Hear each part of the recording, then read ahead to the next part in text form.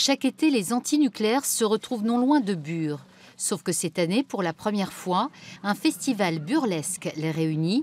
Concerts en soirée, ambiance cool, décontractée et militante contre le projet d'enfouissement de déchets nucléaires Cigéo, avec ce tipi en cours de construction pour soutenir les zadistes du Bois-le-Jus, une forêt tant convoitée par l'Andrin en charge du projet. Ce tipi, on l'a érigé pour montrer tous ces témoignages de sympathie, de soutien, d'encouragement, de gens qui sont un peu loin, mais qui pensent à la lutte à Bure, qui se mobilisent. Voilà. Et donc, ce tipi sera démonté à l'issue du festival pour être remonté dans la forêt occupée. Une forêt occupée depuis un an et qui, du coup, a fait connaître et croître la mobilisation antinucléaire.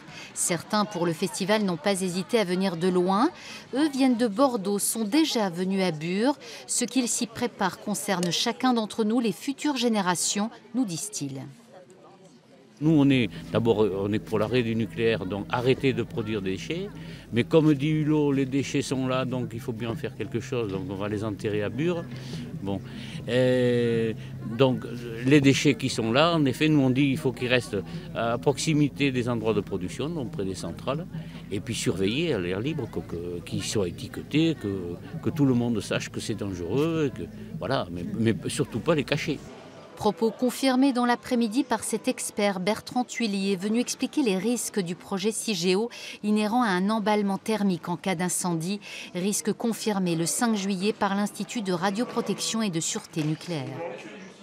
Le système en lui-même, de manière systémique, de manière conceptuelle, de manière structurelle, en fait, Cigéo n'est pas viable. En fait, c'est bien ça qu'il faut comprendre. Et l'IRSN mentionne bien ces problèmes de conception sans aller jusqu'au fait de remettre en cause le choix, parce que de toute façon, il n'y a pas d'autre choix, il n'y a pas d'autre alternative. Mais ça n'empêche que c'est une fausse solution. S'informer est tout l'intérêt de Burlesque qui se poursuit jusque dimanche soir.